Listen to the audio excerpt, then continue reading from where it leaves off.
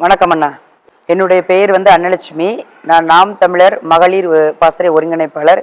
ஒரு 8 ஆண்டுகளாக நான் நாம் தமிழர் கட்சியில் பயணிக்க. என்னுடைய மாவட்டம் தூத்துக்குடி மாவட்டம். அண்ணன் வீடு முற்றுகைன்னாங்க. ஆனால் எங்களை பொறுத்த வரைக்கும் அது ஒரு திருவிழா தான் இன்னைக்கு.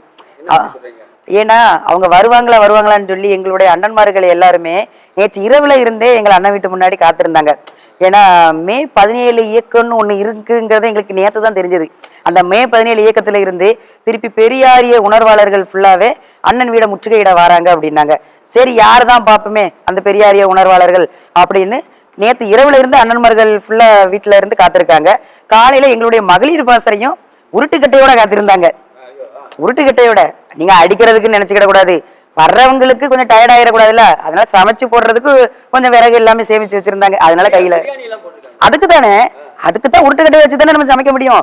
அதனால உருட்டுக்கட்டையோட நம்ம மகளிர் பாசறையும் கொஞ்சம் காத்திருந்தாங்க வருவாங்கன்னு. கடைசியில பார்த்தா தெருமுலை நின்றுக்கிட்டு கத்திக்கிட்டு காவல்துறை அரெஸ்ட் பண்ணிட்டாங்களாமே. எங்களுக்கு ரொம்ப வருத்தம். அதுதானே, புளிய வேட்டையாடுறதுக்கு 10 பன்னிகை வந்தா எப்படி இருக்கும்? அதே போலதான் எங்க அண்ணன் புலி வந்ததுக்கு ஃபுல்லா பண்ணி இங்க ஆல்ரெடி நம்ம அண்ணன்மார்களும் சகோதரிகளும் உருட்டுக்கட்டையோட காத்திருக்காங்க. அதுவும் சுட சுட பிரியாணியோட. அவங்கள மாதிரி அண்டா பிரியாணியை திருடுற ஆளுக்கல்ல, நாங்க சாப்பாடு போட்டு விருந்து வைக்கிற ஆளுக்க, சாப்பாடு போட்டு விருந்து வைக்கிற ஆளுக்கு நாங்க காத்துக்கிட்டு இருக்கோம். அவங்க காலையில இருந்து நேரில் சேனல்ல போய்கிட்டு இருக்கு. பயந்துட்டாங்க. இந்த புலி கூட்டத்துக்குள்ள நம்ம உள்ள நுழைஞ்சோம், செதஞ்சோம் இன்னைக்கு. ஆனா நம்மளுடைய கௌரவத்தையும் காப்பாற்றணும்ல, பெரியாரிய உணர்வாளர்கள்ங்கிற கௌரவத்தையும் காப்பாற்றணுங்கிறதுனால ஒரு கடை முன்னாடி போய் நின்று நாங்க அந்த கடையை முற்றுகையிடுறோம்னு சொல்லி முற்றுகையிட்டாங்க. காவல்துறை வழக்கம் போல அவங்களுடைய ப்ரொடியூசர் வந்தாங்க. காவல்துறை அவளை வருத்தி கைது பண்ணி கொண்டு போயிட்டாங்க. இது ஒரு அடையாள போராட்டம் தான். நாங்க இதை முற்றுகை போராட்டம்லாம் ஒன்றும் சொல்ல வரல. இன்னைக்கு நாங்க வேற லெவல்ல, அதாவது ஐ எம் வெயிட்டிங் அப்படிங்கிற மாதிரி இருந்தோம்.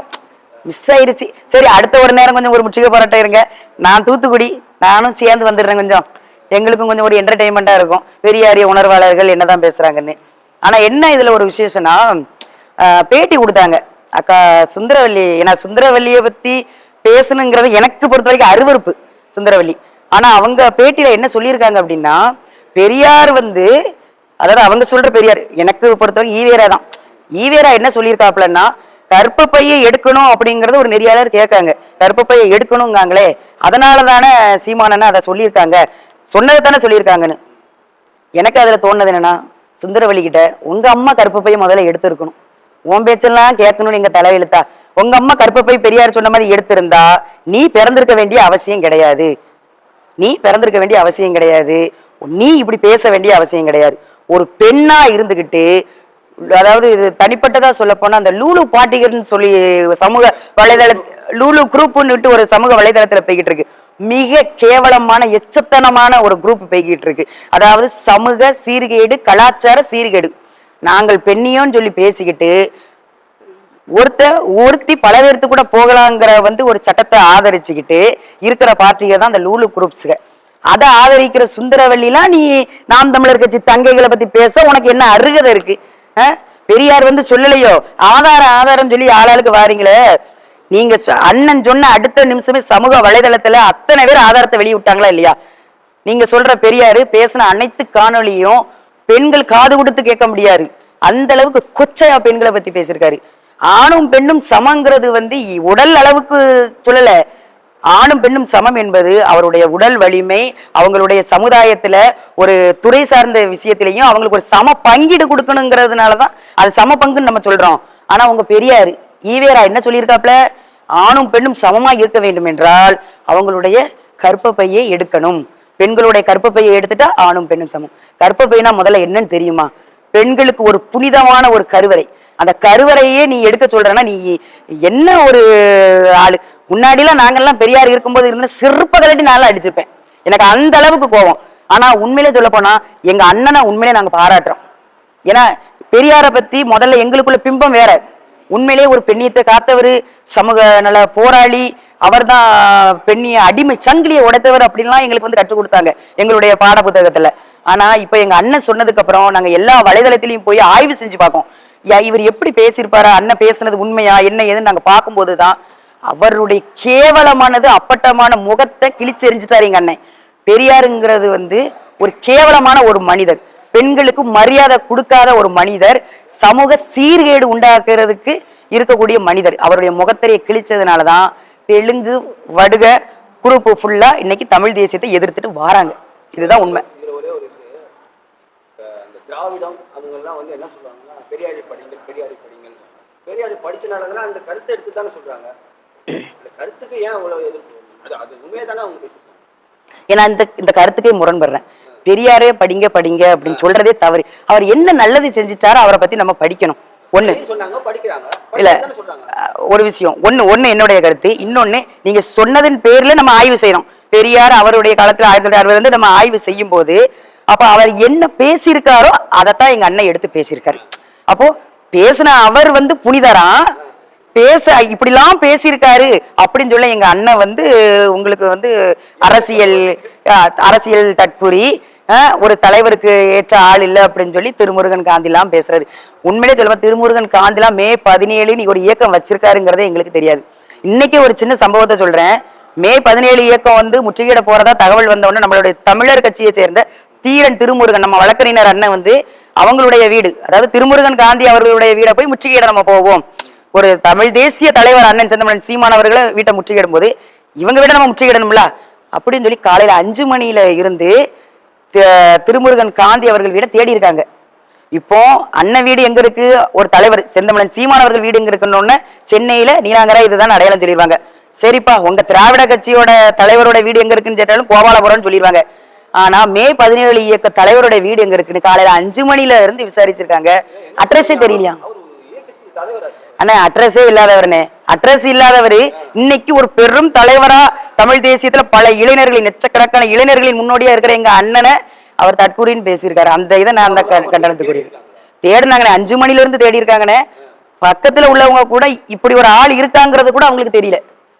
அட்ரஸ் இல்லாத ஆளுனே அவர்லாம் எங்க அண்ணனை பத்தி பேசுறாரு. கால கொடுமையா இருக்கு.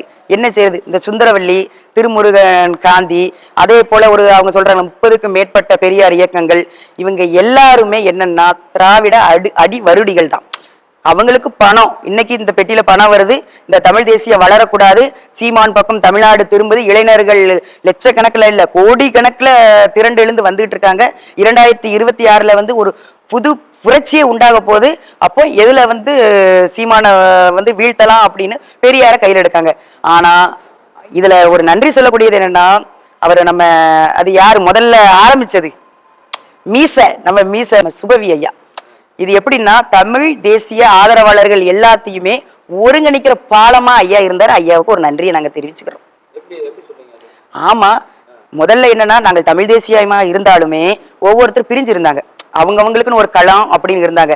ஆனா பெரியார பத்தி அண்ணன் பேசுனதுல இருந்து திராவிட அடி வருடிகள் மட்டும்தான் அதை எதிர்த்தாங்களே தவிர, தமிழ் தேசிய அனைவருமே சீமான் சொன்னதுதான் சரி, பெரியார் இவ்வளவு பெரிய கேவலமான நபர்கள் தான் அப்படின்னு சொல்லி அண்ணன் ஜான் பாண்டியன் அண்ணனாக இருக்கட்டு, ஏற்பட் மூர்த்தி அண்ணனாக இருக்கட்டு, அண்ணன் தீரன் திருமுருகன் அவர்களாக இருக்கட்டு, அதை சார்ந்த தமிழ் தேசியத்து கூட்டமைப்பாக இருக்கட்டு, எல்லாருமே அண்ணனுக்கு அந்த ஒரு கூடையின் கீழே தமிழ் தேசியம் உருவாகுது. அப்ப அதை வந்து ஆரம்பிச்சு ஒரு பாலமா இருந்த அவருக்கு நம்ம ஒரு நன்றியை சொல்லித்தானே ஆகணும். இந்த இடத்துல இதுல பாத்தீங்கன்னா அண்ணன் சொல்ற ஒரு வார்த்தை வரும், என் தம்பி நான் திட்டுவே அடிப்பேன், ஆனா அடுத்தவன் திட்டா அடிச்சா நான் பார்க்க முடியாதுன்னு. அது மாதிரி இருக்கு.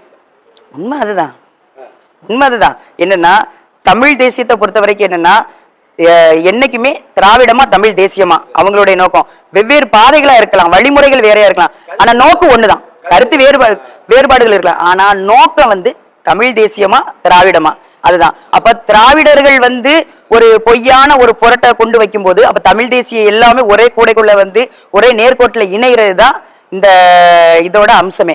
அப்போ கட்டாயம் எங்களுக்கு வந்து ஒரு சிறப்பான ஆண்டா அமைஞ்சிருக்கு. 2026 ஒட்டுமொத்த தமிழ் தேசிய ஆதரவாளர்களும் இணைஞ்சு ஆட்சை பிடிப்போம், திராவிடத்தை விரட்டுவோம். அதுக்கு ஒரு முன் உதாரணமா தான் 2024 லாஸ்ட் 31 அன்னைக்கு அண்ணா பல்கலைக்கழக மாணவி, அந்த மாணவிக்கு நீதி கேட்டுதான் அண்ணன் வந்து போராடினாங்க. அந்த போராட்டத்துல அண்ணன் உட்பட எங்களுடைய நாம் தமிழர் கட்சி பிள்ளைகள் அனைவரையும் கைது செஞ்சாங்க. அந்த கைதை கண்டித்து தமிழ்நாடு முழுவதும் நாங்க வந்து போராட்டம் நடத்தினோம். சொல்ல போனா நாம் தமிழர் கட்சி தமிழ்நாடு முழுவதும் வருஷ முடிவுல வந்து எல்லாரும் கைதாகிதான் நாங்க உள்ள இருந்தோம். எல்லா மாவட்டத்திலும் தூத்துக்குடியிலும் நாங்கள் கைதாகிதான் இருந்தோம். அப்போ எங்களுக்கு வந்து முடிவே ஒரு சிறப்பான ஆண்டாக இருந்தது. ஆரம்பமும் அதை விட இரட்டிப்பு சந்தோஷமாகவும் சிறப்பாகவும் பெரியாருக்கு அண்ணன் கொடுத்த அடி சம்மட்டி அடி, அவருடைய முகத்திரையை கிழிச்சு பெரியார் என்பது எந்த அளவுக்கு ஒரு கேவலமான இழிநிலையில உள்ளவர், பெண்களின் பாதுகாப்புக்கும் பெண்களின் அடிமைச்சங்கிலையும் உடைத்தவர் அல்ல அவரு. பெண்களை இழிவா பேசியவர், கலாச்சாரம் பண்பாடை சீரழிக்கக்கூடியவர் தான் இந்த ஈவேராங்கிறத எங்க அண்ணன் முகத்திரையை கிழித்தெறிந்து விட்டார். பரப்புரை போயிருக்கீங்க, மக்கள்கிட்ட எப்படி வர பெரியார் எதிர்ப்பு நீங்க பேசுறீங்க, ஏதாவது வந்ததா? அப்படிலாம் ஒண்ணுமே இல்லைண்ணே. இவங்க சொல்றாங்கல்ல ஈரோடு வந்து ஈவேரா மண்ணு அப்படிங்காங்கல்ல, மண்ணும் கிடையாது ஒரு புண்ணும் கிடையாது, இங்க உண்மையிலே கிடையாதுண்ணே. மக்கள் அவ்வளவு பேரும், முக்கியமா பெண்கள் அவ்வளவு பேருமே வரவேற்றாங்க. வரவேற்ற அவ்வளவு பேர் ஒரு மாற்றம் இந்த மண்ணில கட்டாயம் தேவை. ஏன்னா இங்க 4 ஆண்டுகள் மேல, அதாவது கிட்டத்தட்ட பல ஆண்டுகளாக திராவிட கட்சிகள் காங்கிரஸ் ஆட்சி பண்ணிட்டாங்க. எந்த ஒரு நன்மையும் இந்த மண்ணுல இல்ல. நாங்க இந்த முறை நாம் தமிழர் கட்சி பிள்ளைக்கு சீதாலட்சுமிக்காக நாங்க ஓட்டு போடுறோம். எங்களுக்கான அடிப்படை தேவைகள்ல இருந்து எல்லா தேவைகளும் அவங்க நிறைவேற்றி கொடுப்பாங்கன்னு சொல்லி ஒரு நம்பிக்கை இருக்கு அப்படிங்கறத அவங்க தெளிவாவே சொல்றாங்க. அதனால ஒரு புன்முகத்தோட, அதாவது எப்படின்னா சிரிப்போட வாங்கங்க. நாங்க இங்க பிரச்சாரம் பண்றோம், அந்த முக்குல உள்ள வீட்டம்மா வெளியில நிக்காங்க. எதுக்கு வெயிட் பண்றாங்க அப்படின்னு நம்ம பார்க்க பக்கத்துல போக போக அங்கெல்லாம் நாங்க உங்களை டிவியில பார்த்தோம். டிவில எல்லா இதுலயுமே நீங்க பேட்டி கொடுத்தீங்க. வேற ஒரு பகுதியில என் வீட்டுக்கு எப்ப வருவீங்கன்னு சொல்லி நான் காத்திருக்கேன், நேர்ல பாக்குறதுக்கு நான் காத்திருந்தேன், இன்னைக்கு நீங்க வந்துட்டீங்கன்னு சொல்லி ஆற தழுவுனாங்க. நீங்க சொல்றீங்களா முகம் சுளிக்கிறது இல்ல, பெண்கள் அவ்வளவு பேர் ஆற தழுவுனாங்க அக்காவை. நீங்க வந்தது எங்களுக்கு ரொம்ப சந்தோஷம் அப்படின்னு. இல்ல ஏன் கேக்குறேன்னா, சீமான் ஈரோடுல வந்து கால் வைக்க முடியாது அப்படின்னு, ஏன்னா இங்க பெரியார் பூமி அப்படின்னா, அதுக்காக நான் இந்த கேள்வி. அதெல்லாம் ஒண்ணும் கிடையாதுண்ணே. இது வந்து பெரியார் மண்ணே கிடையாது, இது தமிழர்களுடைய மண்ணு. இந்த மண்ணு பெரியார் மண் கிடையாது, தமிழர்களுடைய முழுவதுமாக தமிழர்களுடைய மண்ணு. கூடிய விரைவில் வந்து அவங்க பெரியாரிய உணர்வாளர்களாக இருந்தாலும் அவர்களுடைய, நான் சொன்ன மாதிரி அவங்க பெரியாருடைய இதை படிச்சு பார்க்கட்டு, அதுல வந்து அவங்களுடைய கருத்து ஏற்புடையதா இருந்தால் நீங்க பெரியாராவே நீங்க வாழ்ந்துட்டு போங்க. அவர் பெரியார் சொன்ன மாதிரி நானும் அதே இதை பதிவு வைக்கேன். உங்க அம்மா கூடயோ உங்க தங்க கூடயோ நீங்க வந்து செக்ஸ் வச்சுக்கிடலாம், அது ஒன்றும் பிரச்சனை கிடையாது. உன்ன தங்கையோ உங்க அம்மாவையோ கற்பப்பையை நீக்கிக்கிடலாம், அது தவறு கிடையாது. No, just not enjoy by not relationship அப்படின்னு சொல்லி பெரியார் சொன்னார்ல, அதுல எங்களுக்கு எந்த ஒரு மாற்று கருத்து இல்லை. நீங்க பெரியார் உணர்வாளராக, பெரியார் மண்ணாக, திராவிட அடிவரடியாக நீங்க இருங்க. ஆனா இது தமிழர் மண். இந்த தமிழர் மண்ணில் ஈரோட்டில் பெரும் மாற்றணிகளும் அதை நீங்க எல்லாரும் பாப்பீங்க. இந்த களம் எப்படி இருக்கு? இந்த களத்தை பொறுத்த வரைக்கும் புலி உள்ள, ஆமா, அதாவது யாருக்குன்னா இப்போ இந்த நடந்த 4 நாட்கள் பிரச்சாரத்திலேயே மக்களுடைய வரவேற்பு மிக அமோகமா இருக்கு. கட்டாயம் மாற்றம் இருக்கு, அதுல எந்த ஒரு மாற்று கருத்து இல்லை. இதுல அண்ணன் நாளையில இருந்து அண்ணன் வராங்க.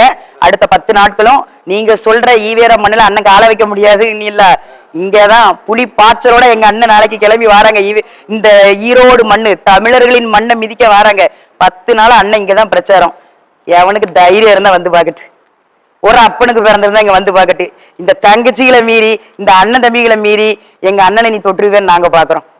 தமிழரா சொல்ற மாதிரி தான், திராவிடமா தமிழ் தேசியமா, ஈரோடு மண்ணு, சந்திரகுமாருக்கா சீதாலட்சுமிக்கா ஓட்டு பாத்துருவோம்.